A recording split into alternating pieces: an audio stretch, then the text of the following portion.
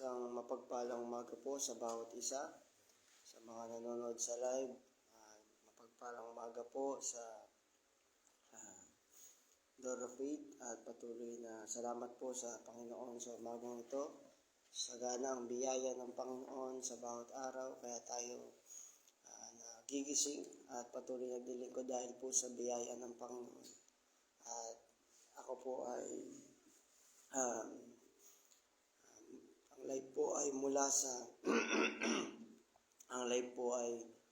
sa DFC Lagro, mula sa pangunguna ng Pastor Luis Bailon at patuloy na sa District 9 po. At salamat po sa Panginoon, tayo po ay patuloy na palakasin ng Panginoon sa kanyang mga salita. Sa umaga pa lamang po ay mapuno na tayo ng patuloy na pag-aaral ng salita ng Diyos, pagbubulay-bulay po ng kanyang mga salita, at patuloy nating masunod yung kalooban ng Panginoon sa ating mga buhay. At ang salita ng Diyos po ang magpalakas sa atin sa gitna ng mga pagsubok at ating mga pinagdaraanan. At salamat po, bago po tayo magpatuloy sa ating pag-aaralan, ay patuloy muna po tayong dumalangin sa Panginoon. Hallelujah, pinupuri po namin kayo, Panginoon, pinapasalamatan. Kayo po ay tapat sa aming mga buhay, O Diyos. Hindi po kayo nagbabago. Hallelujah, sagana po yung biyaya sa bawat umaga. Hindi po ay nagpapasalamat, Panginoon, sa umagang ito, sa mga itong pagkakataon, na nakakarinig kami palagi, O Diyos, ang iyong mga salita. Sa umaga pa lang ay napapalakas na kami, O Diyos. Nahahamon na kami. Patuloy na napupuno na kami, O Diyos. Nadalangin po namin, Panginoon, na patuloy na ang iyong mga salita ay patuloy na maging matagumpay, na tumanim sa aming mga puso. Kahit sa live na to ay patuloy na maabot po ang mga nanonood. Salamat po, at kayo po ang magpaliwanag sa mga nanonood at patuloy na magpalakas sa amin, O Diyos, sa umagang ito. Dakila po kayo, tapat sa aming mga buhay, sa pangalan ng Panginoong Jesus. Amen. At salamat po sa Panginoon. Patuloy po tayo sa ating pag-aaralan. Ang pag-aaralan po natin ngayon ay yung Psalms chapter 90, verse 12. Ulit ko po, Psalms chapter 90, verse 12. At ang sabi po dito, ipaunawa niyo sa amin na ang aming buhay ay maiksi lang, upang matuto kaming mamuhay ng may karunungan. At salamat po sa salita ng Diyos. Ang sabi po dyan, ipaunawa niyo sa amin ang aming buhay para mamuhay kami ng may karunungan. Alam niyo po, sa buhay natin, o yung buhay po natin ay patuloy na meron tayong panahon na nilagay sa atin ng Panginoon. At inihalimbawa ko nga po yung currency. Yung currency po, yung buhay natin ay, kung yung Pilipinas ay may currency na peso, yung Amerika, gumagamit sila ng dollars, may real, may iba't iba pong currency. Ang buhay po ng isang tao, ang currency po natin ay ang ating mga oras. At yung oras po na yon ay, ang buhay po natin ay palagi tayong nagbabayad sa lahat nating ginagawa. Kung gusto mo manood, maging masaya, magbabayad ka sa buhay mo ng 30 minutes. Kung gusto mong lumabas, kumain, magbabayad ka na naman sa oras mo, yung buhay mo. Alam niyo po, yung buhay po natin, hindi po ito padagdag. Yung numero ng buhay natin, dumadagdag, pero yung panahon natin, yung buhay natin, pabukas po talaga. -1, sa totoo po. At kada lahat ng ginagawa natin sa isang araw, meron tayong 24 hours. Magbabayad tayo ng 5 hours, 6 hours sa ating pagtulog. Yung 8 hours May pagkakain ka, gusto mo kumain, magbabayad ka ng 30 minutes. Sabihin na babawasan yung buhay mo. Yun yung currency ng buhay natin. At ang sabi po dyan, ipaunawa nyo sa amin na ang aming buhay ay maiksi lang. At marami pong namumuhay ng parang napakahaba ng kanilang buhay. Ay, saka na ako maglilingkod at saka ko na ibibigay yung buhay ko sa Panginoon pag matanda na ako. Hindi po ganon. Kundi, alam niyo po, yung buhay natin napakahalaga bilang isang tao ay maibigay talaga natin. Yung maibayad natin dun sa mga bagay na mahalaga. Ang sabi dito, upang matuto kaming mamuhay ng may karunungan. Napakahalaga po na mamuhay tayo ng may karunungan. At makikita po natin doon na marami talagang tao sa mundo ngayon ang namumuhay ng may kamangmangan. Hindi namumuhay ng may karunungan, kundi namumuhay ng mangmang po. At wag po tayong masumpungan ng Panginoon na gano'n, na namumuhay tayo sa mangmang na pamumuhay.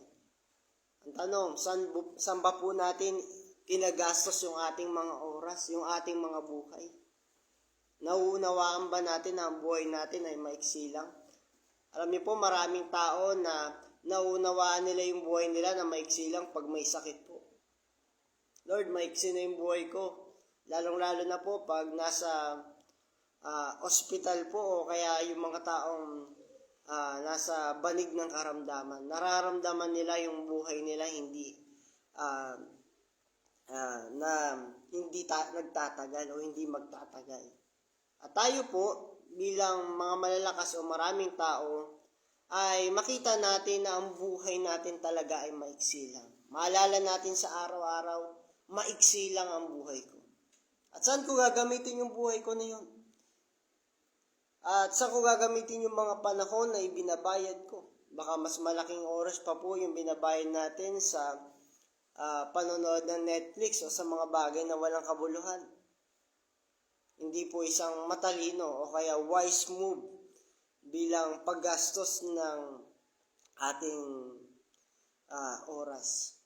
At sabi ko nga po kanina, yung buhay natin mayroon tayong currency yung ating oras. At napakahikli lamang po nun. Naalala ko po, kwento ko lang po, nung bata pa kami ay dinadala kami ng mga magulang namin sa arcade. At meron kami, ang currency po dun sa arcade, yung mga token. Ngayon, binibigyan ako ng magulang ko ng 5 token. At bahala na kami kung saan namin uubusin yung token namin. At meron po akong natuwaan na isang laro, yung sasakyan. Doon ko inubos yung token ko. Inubos ko, sige. Ang saya dito, hanggang naglagay pa ako, sige pa, hanggang malayan ko, yung token ko ay ubos na. At yung ibang mga kasama ko, meron mga kasama din bata na naranasan nila yung iba't ibang laro. At ang kwento ko, yun lang yung naranasan ko, yung pagsakay sa sasakyan na yun. At wag po nating hayaan na manghinayang tayo sa huling panahon, kundi ngayon pa lamang ay patuloy na nating magamit yung ating mga panahon, yung ating buhay. At maging matalino po tayo sa paggastos natin ng ating mga panahon, yung oras natin, dahil maikli lamang po ito. Maikli lamang po yung ating buhay. At marami pang nagsasabi, may mga nagsasabi pa po na ang buhay, diba, YOLO, lalo na sa mga maraming vlogger na naglalakbay, mga nakikita kong vlogger, YOLO, you only live once. Minsan ka lang mabuhay. Gawin mo na lahat. Minsan ka lang mabuhay. Gawin mo na yung mga bagay na ganito. Hanapin mo na yung ninanasa ng puso mo. Yung magpapasaya sa'yo. Minsan ka lang mabuhay. Pero hindi po ganun, mga kapatid. Tayo po ay minsan lang. Oo, you only live once. Minsan ka lang mabuhay. Pero yung buhay natin, dito po sa mundo. Pero yung buhay po natin dito sa mundo ay isang paghahanda para sa mga bagay na hinaharap. Minsan lang tayo mabuhay, oo, pero hindi natin gagastusin yung ating oras sa mga bagay na walang kabuluhan, kundi ang ating oras, ating buhay po ay minsan lang tayo ay ipaghahanda natin para sa higit pang hinaharap na talagang inaabangan natin. Ay kundi yung buhay na walang hanggan, paghahanda. At dalawa lamang po yan. Walang hanggan sa kahatulan at galit ng Panginoon at walang hanggan doon sa piling ng Panginoon. At nawa po maunawaan natin ang buhay natin dito ay maiksi lamang at patuloy na maranasan natin yung palaging pag-iisip na anytime pwede akong mawala sa mundo. Saan ko ginagastos yung oras ko. At salamat po sa Panginoon, sabi doon, ipaunawa niyo sa amin. Yan natin na maunawa natin sa tulong ng Panginoon, sa kanyang mga salita, na maunawaan natin na maikli lamang yung ating mga buhay. Sabi nga dyan, bakit natin kailangan maunawaan? Sabi dito, upang matuto kaming mamuhay ng may karunungan. At maunawaan ng tao na bakit mamumuhay ng may karunungan, maintindihan natin, ang sabi po dyan, kung tataas tayo sa verse 10, sa verse 9, totoong sa galit nyo kami ay mamamatay. Matatapos ang aming buhay sa isang bugtong hininga lang.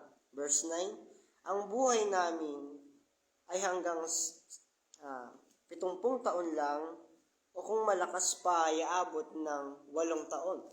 Sabihin ng buhay ng tao, yung average ng buhay ng tao ay 70 lang po. Kaya kung sino po yung malapit-lapit na po sa 70 hindi natin alam. Dahil ang buhay natin ay walang nakakaalam ng buhay. Pero tandaan natin, ang sabi doon, ngunit kahit ang aming pinakamagandang mga taon ay puno ng paghihirap at kaguluhan, talagang hindi magtatagal ang buhay namin at kami ay mawawala. Sabi po doon sa verse 10.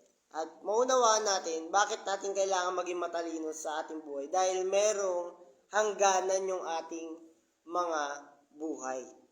At yung hangganan na yon, merong Diyos na naghihintay, merong pagsusulit na sa ating mga buhay. Sabihin, merong naghihintay na galit ang Diyos na sa mga taong hindi kikilala sa Kanya. Kaya yun, isa po ang magpapakilala sa tao sa pamagitan po pag nagsishare kami ng gospel. Tiyatanong namin, pag mamamatay ka ba anytime, saka ba mapupunta? At mabubuksan yung isang tao na yun, saan nga ba ako mapupunta? Hindi ko po alam. At tiyak, dalawa lang naman yan. Walang hindi ko po alam dyan. Pag hindi mo kinilala ang Panginoong Sus, ay dun ka sa kapahamakan. Sabi dito, tuloy po tayo sa ipaunawa niyo sa amin ang aming buhay na maiksi lamang upang matuto kaming mamuhay ng may karunungan. At paano ba tayo mamumuhay ng may karunungan? Gusto kong gamitin yung oras ko sa Panginoon. Gusto ko naunawaan ko na maikli yung buhay ko. Gusto ko paggamit sa Panginoon. Gusto kong mamuhay ng may karunungan. Paano ba tayo mamumuhay ng may karunungan? Buksan natin sa Ephesians chapter 5. At sinagot po yan ng Ephesians.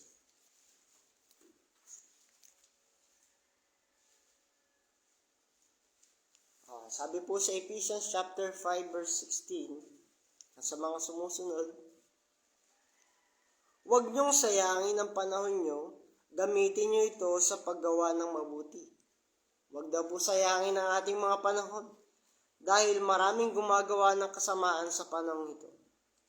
Huwag kayong magpakamangmang. Ano po yung kanina? Sabi doon, para maging matalino kami o marunong kami. Kabaliktaran po ng marunong ay mangmang. Verse 17 po yan.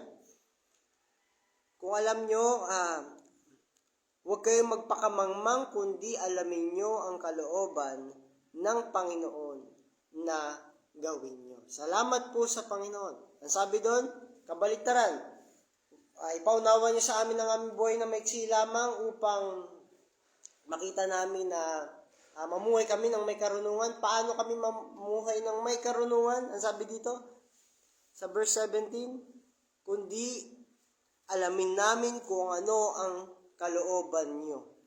Sabihin, Ang taong inaalam o sinusunod yung kalooban ng Diyos ay hindi nasasayang yung kanyang buhay. Hindi po nasasayang yung kanyang buhay. Sa taong sumusunod sa kalooban ng Diyos. Excuse me po. At ano po ba yung kalooban ng Diyos? Buksan po natin sa John, chapter 6, verse 40. Ito po yung kalooban ng Diyos. John. Salamat po sa Panginoon. John chapter 6 verse 40. Ito po, ano ba yung kalooban ng Panginoon?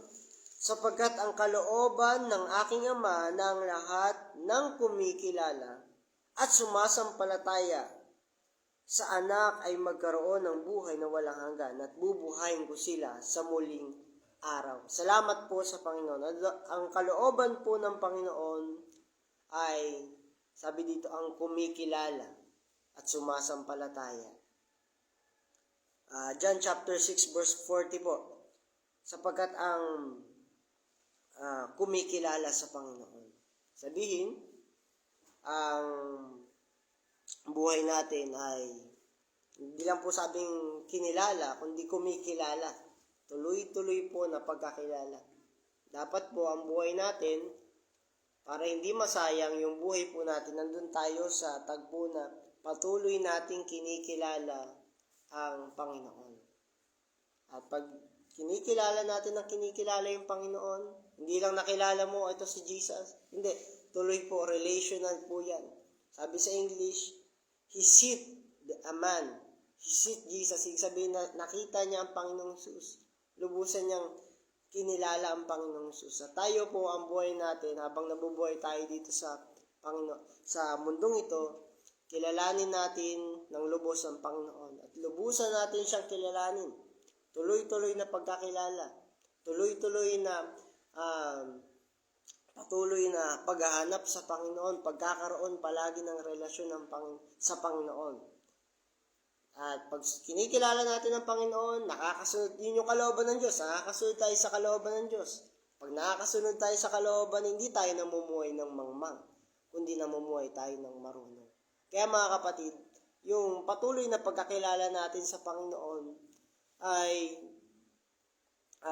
ito po ay pagpapakita na hindi nasasayang yung buhay natin. Kaya higit pa tayo sa mga mayayaman sa mundo, kung hindi mo patuloy na kinikilala sa Panginoong Hesus. At marami po yung bunga, pag kinilala mo, tuloy-tuloy na pakikipag-ugnayan sa Panginoon. Marami po yung maibubunga sa ating buhay. Mga kapatid, pag hindi natin kinilala ang Panginoon sa ating mga buhay, at hindi natin tuloy-tuloy na kinikilala ang Panginoong Hesus sa ating mga buhay, ay mawawalan po ng kabuluhan yung ating mga buhay. Namumuhay tayo ng may kamangmangan sa mundong ito. Nasasayang yung ating mga buhay. Ngunit kung tayo, andun tayo sa tagpo na patuloy natin kinikilala ang Panginoong Hesus, ay nandun tayo sa tagpo na hindi po sayang yung ating buhay. Kaya wag po nating panghinayangan yung isang buhay ng mananampalataya na palaging kumikilala sa Panginoong Hesus. At sabi nga po, may kanta po na inaawit kami. Sabi dito, makamtan ko man ang lahat ng yaman sa mundo, matupad ko man ang pangarap ko, at minimithi ng puso ko. Kung manlalamig sa iyo at malalayo ng husto, ay bigo pa rin. May hunkag pa rin ang puso ko. Makamtan ko man ang lahat ng yaman ng mundo, matupad ko man ang pangarap ko, at mithi ng puso ko. Sabi doon, bigo pa rin. Marami pong mga mananampalataya ngayon na nakilala na nila ang Panginoon, ngunit bumabalik sila doon sa tagpo na nanlalamig sila sa Panginoon. Mga kapatid, patuloy natin bilang mga mananampalataya, nakilala na natin siya. Kailangan po natin ipagpatuloy yung pagkakilala natin sa Panginoon. Tuloy-tuloy na pagkakilala. Marahil Parang kaya sabi, wala namang kabuluhan yung pagkilala sa Panginoon. Hindi po nawawala ng kabuluhan, kundi isang malaking kabuluhan sa mata ng Panginoon. Yung kilalanin natin siya palagi. At hindi po nasasayang, wag po nating hayaan na masayang yung ating mga buhay. Lagi nating piliin na kilalanin ng Panginoon. At salamat po sa Panginoon dahil tiyak po yung nangako sa atin. Tiyak po yung Diyos na matatanggap natin yung mga pangako ng Panginoon. At salamat po sa umagang ito at doon lamang po tayo magtatapos. At dakila po ang Panginoon sa ating mga buhay. Huwag po nating sayangin yung ating mga oras, yung ating buhay, kundi lubos tayong masumpungan ng Panginoon dun sa pamumuhay ng may karunungan. Kaya kung may katabi ka ngayon, sabihin mo nga, mamuhay ka ng may karunungan. Yan, salamat po sa Panginoon. Mamuhay tayo ng may karunungan, mga kapatid. Maging matalino tayo sa pamagitan ng pagkaunawa na ang buhay natin ay maikli lang. Salamat po. Tayo po ay dumulog at manalangin. Hallelujah. Salamat po. Pinupuri po namin kayo, Diyos. Dakila po kayo sa aming mga buhay. Kayo po ay tapat o patuloy na lubos po namin sa bawat araw namin, Panginoon.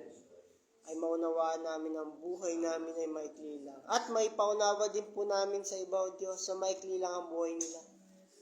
Para mamuhay kami, O Diyos, ng may karunungan sa iyong harapan. Papasalamat po kami sa umagang ito, sa panibagong umaga. Patuloy na samahan niyo po ang bawat isa sa amin. Sa buong maghapon ay patuloy na punuin kami ng kaaliwan, punuin kami ng iyong presensya, Panginoon. Patuloy na salamat po sa iyong pag-ibig. Mangusap po kayo sa mga kapatid. Sa umagang ito, patuloy na palakasin po, Diyos, sa mga pupunta sa trabaho, sa mga gagawa, O Diyos, sa mga papasok sa eskwela. Samahan niyo po sila, O Diyos. Salamat po sa live na ito, sa plataforma na ito. Patuloy na lumalakas po kami. Magpatuloy po ito at patuloy na pinagpapala namin ng bagay na ito, O Diyos. Salamat po sa umagang ito, Panginoon. Kayo po ang palaging madakila, maluwalhati at mapapurihan, O Diyos. Salamat po sa pangalan ng Panginoong Jesus. Amen. At magandang umaga po muli sa bawat isa. Salamat po sa Panginoon.